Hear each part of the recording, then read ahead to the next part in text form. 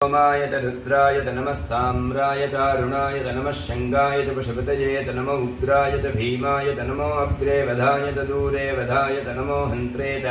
हनीयसेत नमो वृक्षेभ्यो हरिकेशेभ्यो नमस्ताराय नमः शम्भवेत मयो भवेत नमः शङ्करायत मयस्करायत नमः शिवायत शिवतरायत नमस्तीर्थ्यायत कूल्यायत नमः पार्यायत वार्यायत नमः प्रतरणायतोत्तरणायत नमः आतार्यायत लाद्यायत नमः षष्ट्यायत हेन्यायत नमः सिकत्यायत प्रवाह्यायत नमैरिण्यायत प्रपथ्यायत नमः किंशिलायत क्षयनायत नमः कपर्दिनेत पुलस्तयेत नमो गोष्ठ्यायत गृह्यायत नमस्तल्प्यायत गेह्यायत नमः काट्यायत गक्वरेष्ठायत नमो